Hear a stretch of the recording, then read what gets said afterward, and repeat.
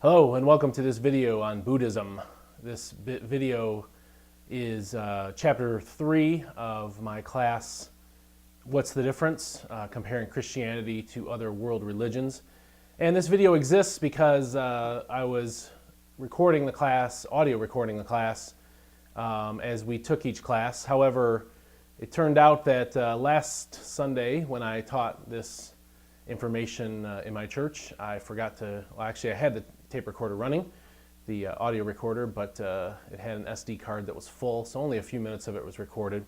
So since I had the opportunity to re-record this information anyway, and since there was enough interest in having the audio for it produced, and since I have all this lovely video equipment set up, I just decided to come in here, shoot the video, extract the audio from that, and that will provide the audio for this chapter. That's why I came into this beautiful dark room and decided to talk to you today. So this video will give us chapter 3 on Buddhism.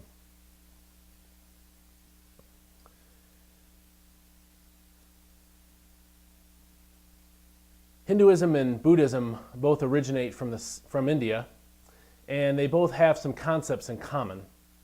Unlike Hinduism, however, Buddhism has a founder. His name was Siddhartha Gautama, later called the Buddha, and I will refer to him as the Buddha from this point onward. He was born about 400 to 500 years before Christ, and I realize that there's quite a range there of 100 years, but there's some dispute historically about when exactly the Buddha lived, and so this is, taking in the best suggestions somewhere 400 to 500 years before Christ. And the Buddha was born in an area now known as Nepal, but at the time it was part of India.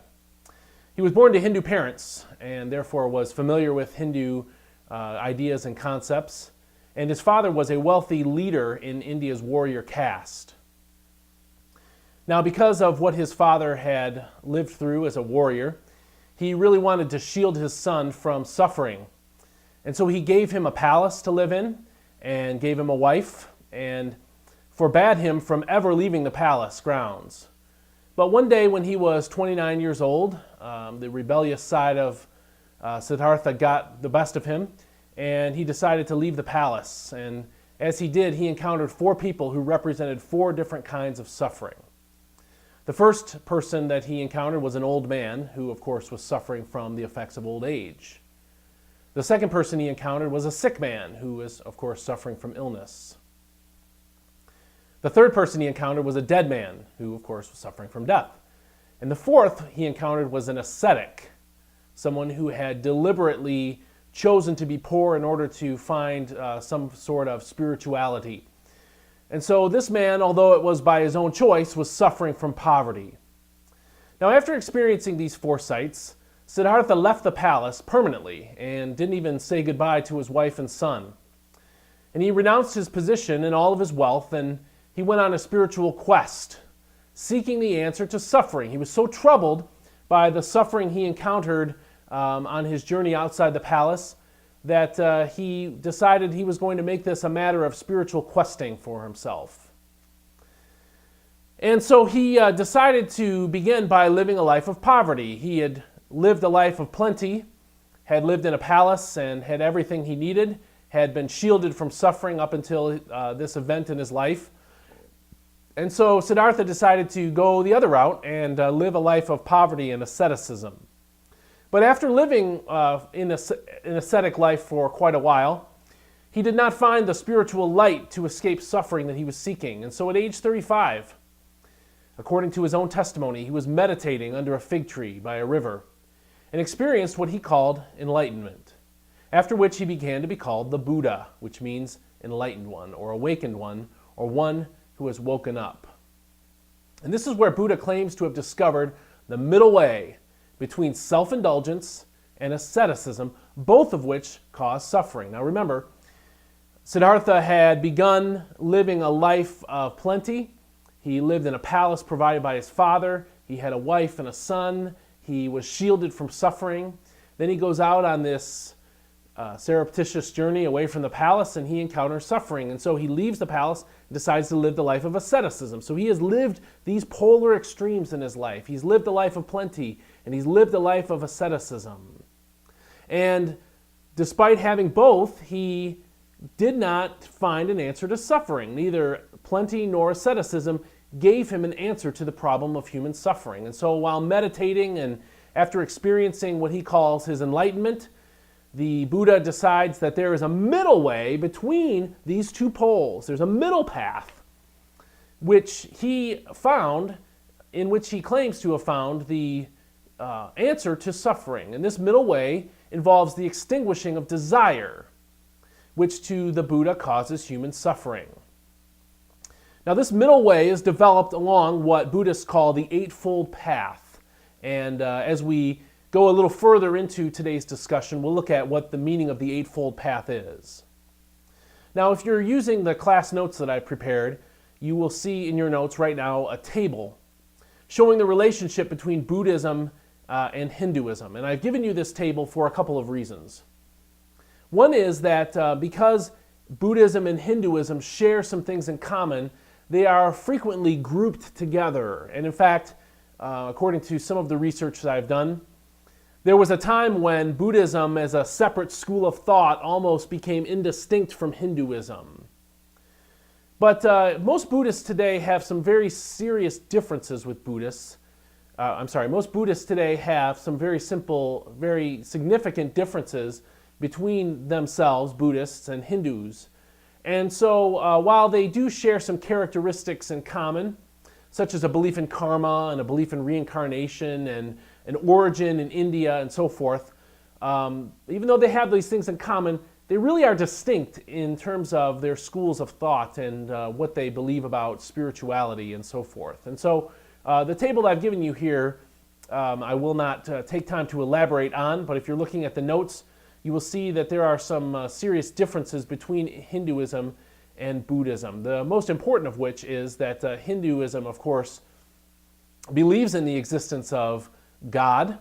It's an impersonal God, a force of existence called Brahman. But Buddhism does not believe in God at all, as we will see in a moment. And so although Hinduism and Buddhism have a number of things in common between them, they are distinct. Now, let's come to the Buddhist conception of God. And this is the most significant difference or distinction between Buddhism on one hand and Hinduism on the other. What do Buddhists believe about God? Well, unlike Christianity, which is named after Jesus Christ and who is the object of worship for Christians, Buddhists do not worship Buddha. Of course, Buddhism is named after the Buddha, but Buddhists claim not to worship Buddha. And Buddha himself did not claim to be a divine being. Buddha did not claim to be a divine being. One author said this: in his later years, when India was afire with his message, people came to Buddha asking him what he was. Not who are you, but what are you? Are you a god, they asked? No. An angel? No. A saint? No. Then what are you? Buddha answered, I am awake. His answer became his title, for this is what the Buddha means. And so the point here is that unlike Christians who worship Jesus Christ, and in addition to being the founder, is also the object of worship in Christianity, Buddhism was, of course, founded by the Buddha, but Buddhists claim that they do not worship Buddha. Now, that is the claim that they make in the purest senses of Buddhism. But as you will see if you were to look into Buddhism a little bit further than the information that I'm giving you, you will see that Buddhist ideas are often blended with local deities. And so there are some people who would embrace most, if not all, of the tenets of Buddhism, who would also claim belief in a higher power or a deity of some kind, or maybe many deities. And so Buddhism has a level of syncretism to it, where you might encounter some Buddhists who also believe in other gods. But in terms of the orthodox principles of Buddhism, the ones that Buddhist monks and teachers espouse, Buddhism itself does not believe in the existence of a personal God. One Buddhist has written this: do Buddhists believe in God? No, we do not. And there are several reasons for this. The Buddha, like modern sociologists and psychologists, believe that religious ideas, and especially the God idea, have their origin in fear. The Buddha says, gripped by fear, men go to the sacred mountains, sacred groves, sacred trees, and shrines. The author continues and says, primitive man found himself in a dangerous and hostile world. The fear of wild animals, of not being able to find enough food, of injury or disease, and of natural phenomena like thunder, lightning, and volcanoes was constantly with him. Finding no security, he created the idea of gods in order to give him comfort in good times, courage in times of danger, and consolation when things went wrong. To this day, you will notice, this author says, that people become more religious at times of crises. You will hear them say that belief in a god or gods gives them the strength they need to deal with life. You will hear them explain, this author says, that they believe in a particular God because they prayed in time of need and their prayer was answered. All this seems to support the Buddhist idea, or the Buddhist teaching, that the God idea is a response to fear and frustration. The Buddha, says this man, taught us to try to understand our fears, to lessen our desires, and to calmly and courageously accept the things we cannot change. He replaced fear not with irrational belief, but with rational understanding. And so this author tries to explain that Buddhists and Buddha himself do not teach and did not believe in a personal God or any kind of God concept like Hindus do and like, of course, we Christians do. Now, this does not mean, however, that Buddhism is like the modern philosophy of atheism. Let me take a moment to distinguish the differences between atheism and Buddhism. Western atheists believe that the only reality that exists is material reality, and that therefore people do not have souls or spirits. When a person dies, according to a pure atheist, his existence is extinguished. His body is dead, and that's all that there is to him. Buddhists, however, believe in a spiritual realm. They believe that there are spirit beings and that there is a life after this life. In fact, Buddhists believe in a concept of hell, believe it or not. And so, as one Buddhist put it, Buddhists believe that there are beings that inhabit the various celestial realms. These are variously called angels, spirits, gods, and devas by various cultures. And so while Buddhist beliefs are compatible somewhat with atheism, most Western atheists could not be Buddhists. And that's because while Buddhist teachings are sometimes combined with other belief in gods, Buddhism itself does not teach the existence of God and sees the issue as unimportant or unhelpful. Perhaps it's best to say that Buddhism is not atheistic as much as it does not see belief in God, any God, as essential to Buddhism. One author wrote this: however, Buddhism is not atheistic in that modern secularism, rationalism, humanism, etc. could be regarded as atheistic, though it has much in common with them. Buddhism is not concerned primarily with refuting the notion of God, as some atheistic writers have done. It is principally concerned with developing a method of escape from this world, from worldly ills. This involves undertaking a method of spiritual discipline, of mental discipline, and a code of conduct, which is sufficient to satisfy the most demanding spiritual requirements. Indeed, only very little of the Buddha's voluminous discourses deal directly with the question of God. He was more interested in a way of expounding, a way to personal salvation, and to improve the weal of mankind, both in this world and in the worlds to come. So unlike most religions which have God as ultimate, in Buddhism, God is not ultimate because the question of God is unimportant to the Buddhist. But that does not mean that Buddhism itself does not have some ultimate concept. In fact, in distinguishing most religions which have God as ultimate in their thought, in Buddhism, Nirvana is ultimate. Unlike most religions which have God as ultimate, Nirvana is ultimate in Buddhism. Nirvana exists as the closest thing to a God concept in Buddhism. As one author has written, is Nirvana God? Well, it depends on how the word is defined. That's the word God is defined. If it designates a personal being, who created the universe by deliberate design, Nirvana is not God and Buddhism is atheistic. The word God, though, has a second meaning, however, which theologians sometimes call the Godhead. Buddhaologists have compiled a list of characteristics of Nirvana that place it in the Godhead camp. Nirvana, they would say, is permanent, stable, imperishable, immovable, ageless, deathless, unborn, and unbecome. It is power, bliss, and happiness, the secure refuge, the shelter, the place of unassailable safety. It is the real truth and the supreme reality. It is the good, the supreme goal, and the one and only consummation of our lives, the eternal, hidden, and incomprehensible peace.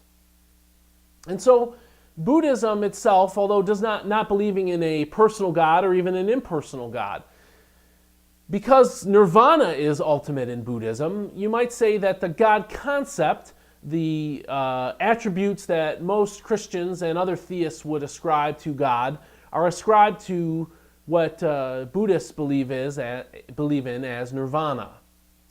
Now, this, of course, distinguishes it from Christianity, because according to Christianity, the goal of life is not to achieve nirvana, but it is to glorify God.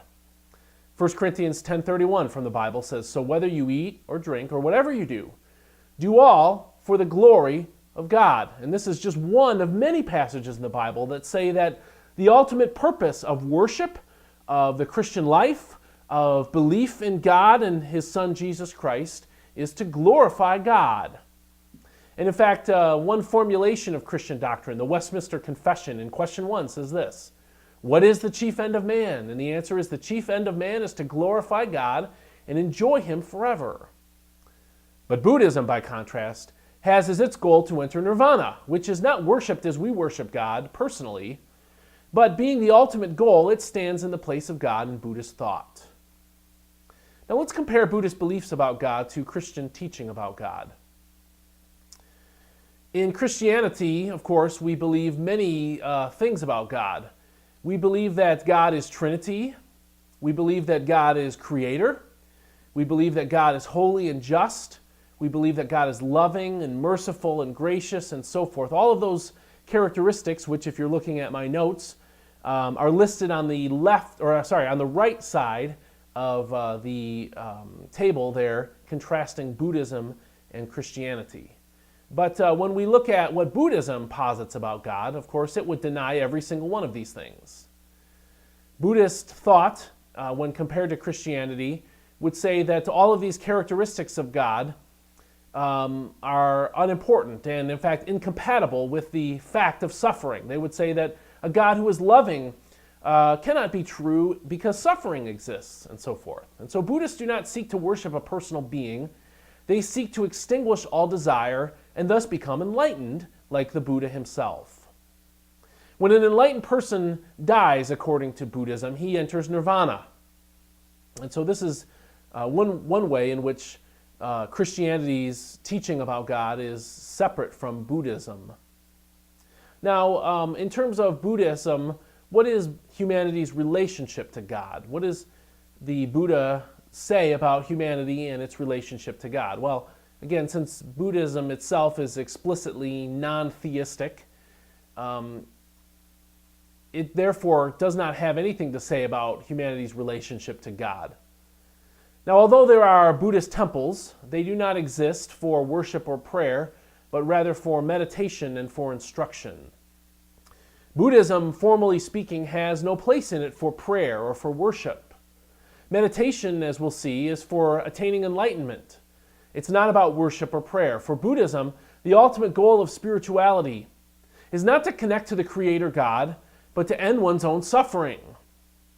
As we've seen, suffering is the key to understanding Buddhism, for, according to the Buddha story, while seeking the answer to suffering, he was meditating under a fig tree and experienced enlightenment. Following his enlightenment, he preached his first sermon called the Four Noble Truths.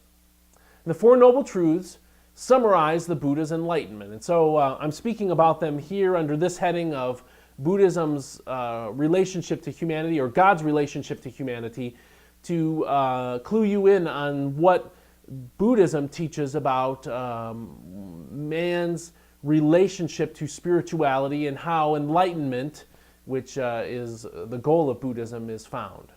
So here are the Four Noble Truths that the Buddha supposedly became enlightened about while meditating under the fig tree, and these Four Noble Truths were the subject of his first sermon.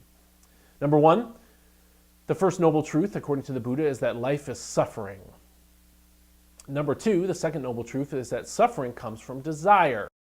When I use the word desire, I'm not speaking about desire in a very specific sense. The word desire is the best word we could come up with to try to take in a bunch of different concepts. For the Buddha, desire equals all kinds of human desires. For instance, the desire for food, the desire for sex, but it has more than just the desires of the body. It has to do with lust. It has to do with attachment, meaning attachment to physical things in this world, attachment to other people, and so forth. For the Buddhist, desire is simply seeking permanence in a temporary world. The Buddhist would say someone who wants something to last permanently or to live forever is seeking permanence in an impermanent world, in a temporary world. And that's going to create desires that can never be satisfied because the world is temporary. And so the second noble truth is that suffering comes from desire, all kinds of desire. The third noble truth, according to Buddhism, is that a person can end suffering by becoming dispassionate, the ultimate form of which is nirvana. And so, as we will see through meditation and through other Buddhist practices, the Buddhist goal is to end desire, to become dispassionate about the world around them, to not crave any kind of desires, and the ultimate expression of this is nirvana. The fourth noble truth is that nirvana is found on the eightfold path, and we will discuss the eightfold path shortly when we look at the issues of revelation and salvation. For now, understand that Buddhism is completely about human effort. And so let's compare Buddhist beliefs now about humanity's relationship with God to Christianity's teaching about man's relationship to God. Christianity, of course, says that humanity is created by God, was created in God's image, and is accountable to God. But according to Buddhism, this is not true. The Buddhist would say that humanity was not created by God. Now, there's some older Buddhist literature that refers to creation by the gods, but the Buddhists today, contemporary Buddhism, would tend to embrace evolution as an explanation for origins. Instead of saying, like Christianity does, that humanity is accountable to God and will be held accountable for the things that we do in this life, the Buddhists would say that humanity is not accountable to God, but in fact is held accountable by karma. Christianity would say that humanity is separated from God by sin, but Buddhism would deny this and say, no, humanity is separated from nirvana, and that separation from nirvana is created, the separation comes from desires that cause suffering and bad karma. Christianity would say that humanity is unable to follow God without grace and mercy, but Buddhism has no place for mercy. It has no place for grace. It has no place ultimately or metaphysically speaking for forgiveness. Instead, for the Buddhist, one must know the Four Noble Truths and become enlightened by following the Eightfold Path. Now let's come to the question, has God communicated to humanity, and in what ways? Well, Buddhists, of course, have beliefs about revelation and the sources of revelation, but again, since Buddhism is atheistic, they do not hold that God has revealed himself in any way. One Buddhist writer has written, "The study of the religious term divine revelation is usually used to indicate a supernatural origin of a set of beliefs or sacred texts. It is in this sense that the classic religions, which originated in the Middle East, have been regarded as revealed religions. The founder of these religions are regarded by their followers either as prophets chosen by God to act as a mouthpiece for his communication with humans, as in the sense of Muhammad in Islam, or as God himself in some disguise, as with Christianity and Jesus. The truth of these religions, again according to this author, is attributed to their supposed divine origin. Indeed, the followers of these religions do not apply the claims of their founders the normal criteria that are used to establish the truthfulness of other claims. On the other hand, Buddhists have generally claimed that Buddhism owes its origin to no such divine revelation. The historical Buddha is credited with the discovery of the truths relating to the universe and to the human condition that he proclaimed, just as Einstein might be credited with the discovery of certain truths relating to space, time, and matter. In both cases, the validity of their respective claims depends on the empirical, experimental, and experiential evidence that there is to support them. The Buddha in particular did not appeal to any divine authority to validate what he was saying, and indeed invited people to test his claim for themselves. And that's the end of the quote. Now, there's a bunch in there that we as Christians would disagree with, but to just understand that at this point, the Buddhists would say that their teachings are different than Christianity, whereas Christianity says that the Bible is revealed truth, revealed from the Creator God. Buddhism would say, no, it's not a revealed religion. These are truths that the Buddha discovered, just as scientists, as men, discovered principles of physics or the truth of gravity and so forth. Now, that does not mean, however, that Buddhists have no scriptures, for there are many writings that Buddhists revere and study as containing the teachings of Buddhism. Now, these writings that supposedly contain the truths of Buddhism were not written by the Buddha himself, and in fact, they were written long after Buddha's time on this earth ended. They were written down by his followers long after, based on oral traditions. And so unlike the Bible, which claims to be God's word revealed to humanity, Buddhists do not have an authoritative text. One author says this: is there a Buddhist Bible? Not exactly. Buddhism has a vast number of scriptures, but no one text is accepted as authentic and authoritative by every school of Buddhism. Instead, each school of Buddhism has its own ideas about which scriptures are important. There's one other reason that there is no Buddhist Bible. Many religions consider their scriptures to be the revealed word of God, or gods. In Buddhism, however, it is understood that the scriptures are the teaching of the historical Buddha, a human being, or other enlightened masters. The teachings in Buddhist scriptures are directions for practice or how to realize enlightenment oneself. What is important is to understand and practice what the texts are teaching, not just to believe in them. And that's the end of that quote.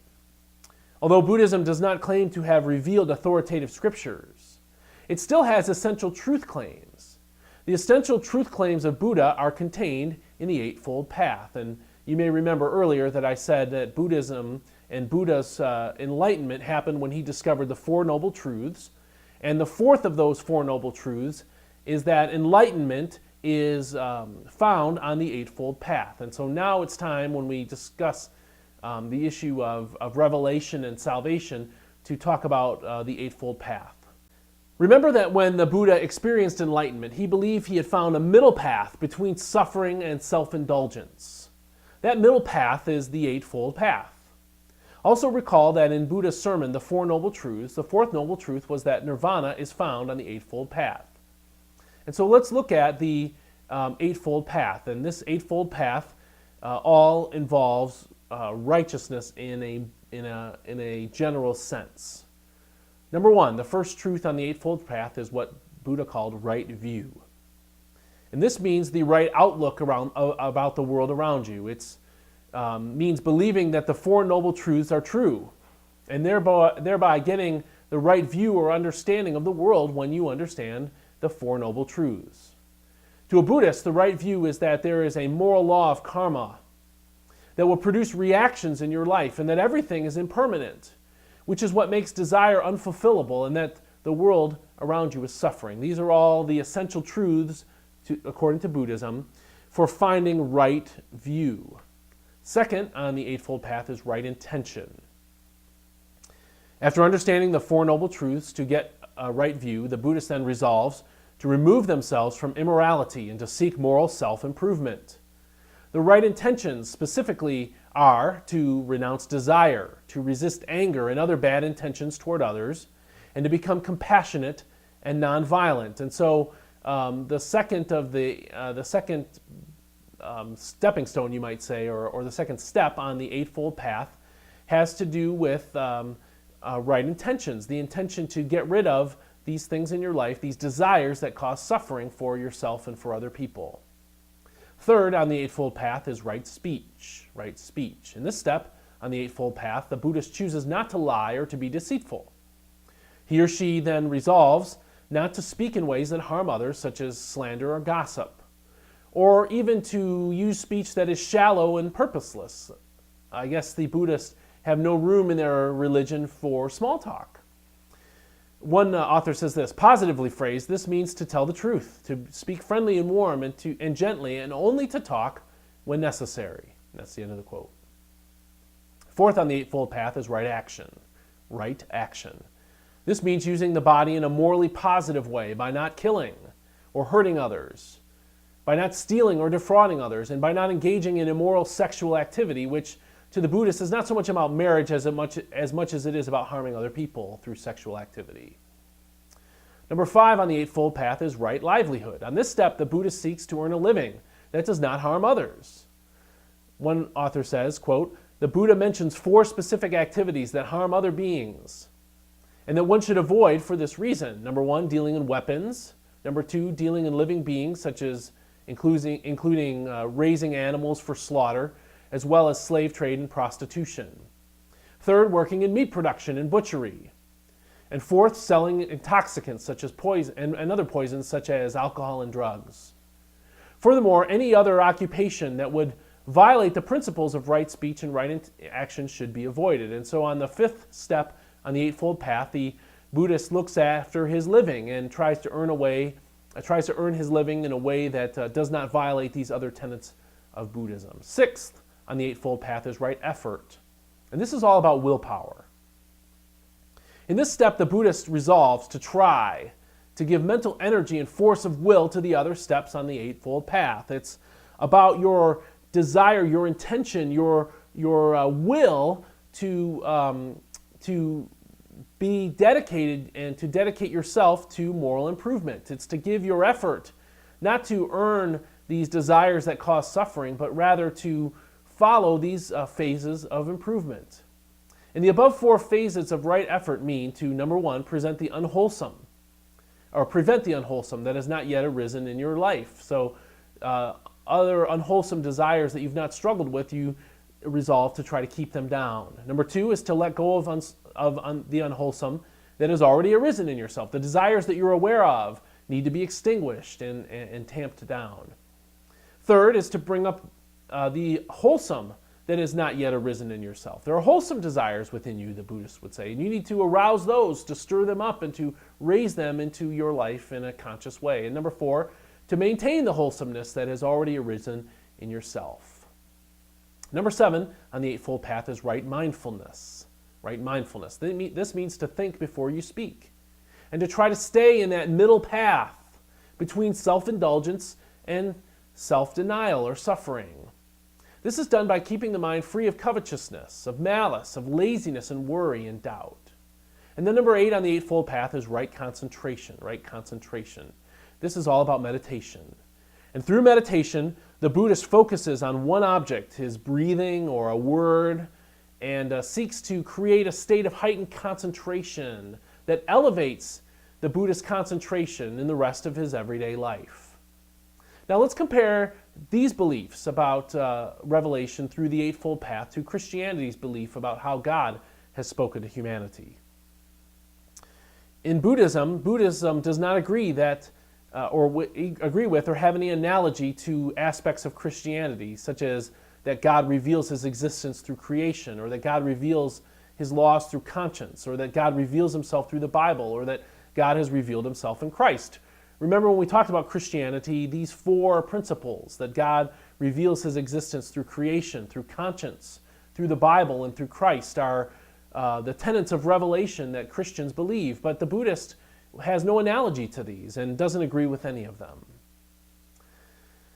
But what's curious is that although the Buddhist denies the existence of a personal God, the Buddha was quite adamant about right and wrong.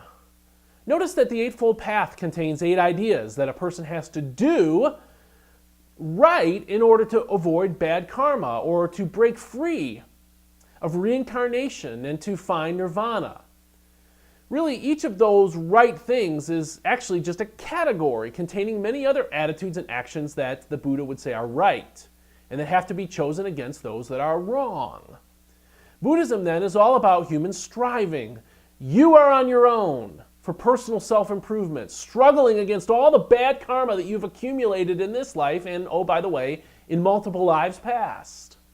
And with no God to reveal himself to you, to love you, to have mercy on you, to show you his grace, Buddhism offers you a path revealed not by God, but by man, who makes no claim to divinity, has no revelation on which to base his truth claims, and no evidence to support the truthfulness of anything he tries to teach you. See, this is the thing about Buddhism, is they would say, well, you should test the Buddhist truth claims. Great. How do you test the idea that nirvana exists outside of this life, and that one can attain nirvana if he follows the eightfold path? You can't. And so it's impossible to test the truth claims of Buddhism, and therefore they should easily be rejected. Now let's look at Buddhism in America and Buddhist practice in America. The truth is that Buddhism is not widely practiced in the United States, and studies show that less than 1% of Americans identify themselves as Buddhists. However, there are a number of famous Americans who self-identify as Buddhists, such as Tiger Woods, the athlete, the golfer. Actor Richard Gere self-identifies as Buddhist. Oliver Stone, the director, does, and retired basketball coach Phil Jackson are all well-known self-described Buddhists. Furthermore, the Dalai Lama, a Tibetan Buddhist leader, is recognized in the United States and has published a number of books. At one point, he had 2 books on the New York Times bestseller list at the same time, which is a very rare feat for an author. The Dalai Lama has also won the Nobel Peace Prize back in 1989, and he has also received the Congressional Medal of Honor, which he received in 2007. And so here's a Buddhist leader who has had 2 bestsellers on the New York Times bestseller list, who's received the Nobel Peace Prize, who received the Congressional Medal of Honor in the United States. And so even though Buddhism is not practiced by a lot of Americans, that does not mean that Buddhism is empty from American life. In fact, we see that there's quite a bit of Buddhism circulating around American culture. Here are some ideas, Buddhist ideas in American life. Like Hinduism, the New Age movement has adopted many Buddhist ideas. And second, Americans who practice meditation are most likely following the Buddhist ideas of meditation, even though they may not know the Four Noble Truths. I read one Buddhist author in my research for this topic who talked about and really was bemoaning the fact that so many people claim to meditate and claim to follow the tenets of Buddhism without even knowing the Four Noble Truths, one of the cardinal doctrines of Buddhism. But there you have it, meditation and the fact that most people who do meditate claim to be following the practices of Buddhism show that there is some adherence to Buddhism in the United States, at least in some sense. Next, Hollywood has produced some movies that have Buddhist teaching in them. Some overt, such as 7 Years in Tibet, but other more popular movies have storylines that are based on Buddhist ideas, such as Star Wars and The Matrix. Next, when we talk about Buddhist ideas in American life, we should note that although Buddhism is minuscule in America, there is some evidence that it is growing. Now, what's the difference between Buddhism and Christianity? We've talked about some differences already, but let's talk about some of the core ideas that distinguish Christianity from Buddhism. And the truth is that many of the same issues that separate Christianity from Hinduism also apply to Buddhism. Like Hinduism, Buddhists believe in karma and reincarnation based on karma. But since Buddhism believes that the world exists as an uncreated, uncaused thing, and that there is no personal God, no God of justice to observe and pay back evil, then who's really keeping track of your karma anyway? I mean, in Christianity, we believe that there is a personal God, a God who is righteous and just, a God who knows all and who sees all things, and a God who exists as judge over all people and to whom all people will give an account. And so the Christian ideas of sowing and reaping and the Christian idea of justice and righteousness all relate to the fundamental personality of God.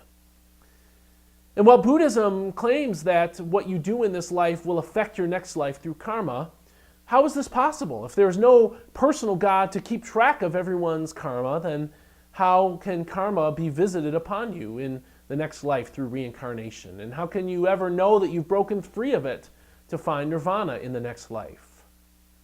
More importantly, Christianity holds that actions and thoughts are moral or immoral based on how they conform or fail to conform to the character of God and His revealed will for humanity. In other words, we have a standard for righteousness. And that standard is God Himself, His nature, and who He is. And His laws that He has passed down say, thou shalt not kill, and therefore establish a standard of righteousness. But here's Buddhism. It doesn't believe that any God exists.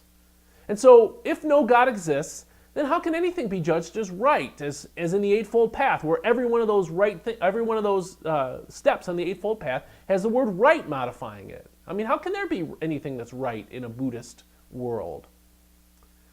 And how can anything be said to be wrong in Buddhism?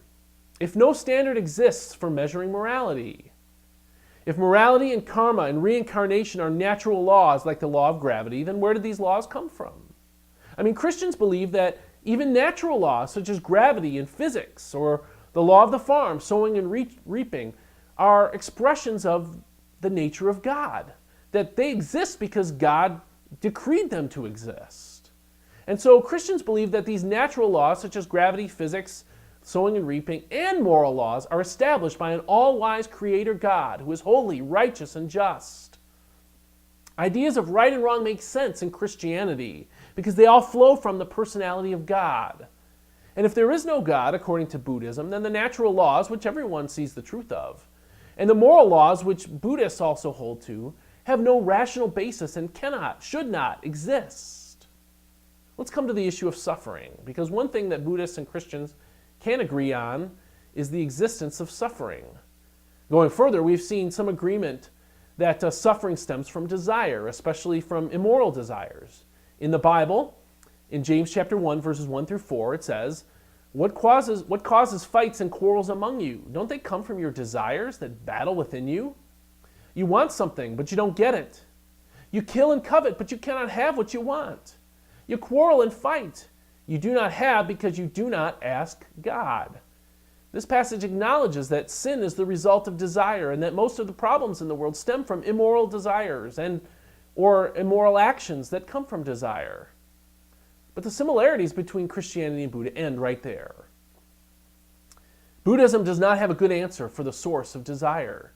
I mean, where do these desires come from? If desires cause suffering, and we've seen that Christianity can agree with that in some senses, where does desire come from, according to the Buddhists?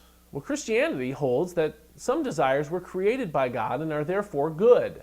See, in Buddhism, hunger is a bad thing, but Christianity would say, no, hunger is a good thing. It's created by God for the sustenance of life.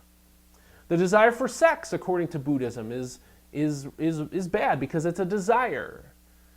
And Christianity would say, no, the desire itself for sexual expression is not bad.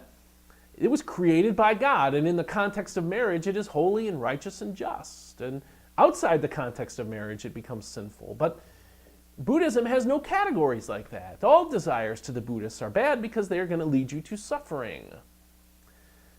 Also, Christianity teaches that sinful desires and righteous desires that are satisfied in sinful ways are the result of human rebellion against God personally and against His Word. We call this sin in Christianity, and it's the result of every human problem, and it's the cause of suffering and the result of every human problem. See, what Buddhism is about, like every other religion, as we've looked at, is about human effort. When it comes to escaping suffering and achieving enlightenment and nirvana, Buddhism has only one answer: human effort. Christianity, however, denies that human effort can end in righteousness in a person's life or obtain any favor with God. In Christianity, what saves you from your sinful desires and the consequences of sin, what the Buddhists would call karma, is God's grace. It's His free gift of salvation, earned not by you, but by Jesus Christ, and given as a gift to all who call upon God for it. But Buddhism has no place for grace.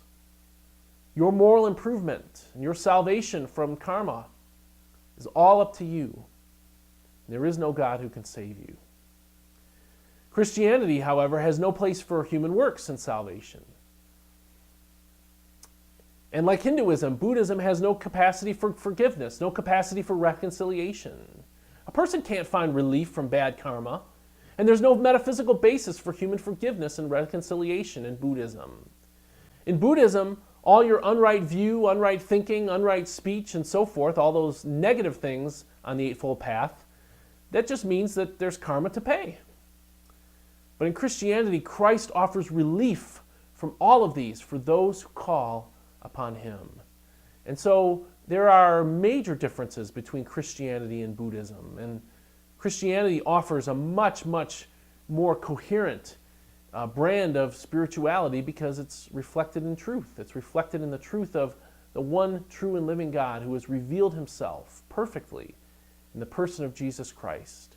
He is the one who has the answer for human suffering because in him, sin, which is the true cause of suffering, can be eliminated.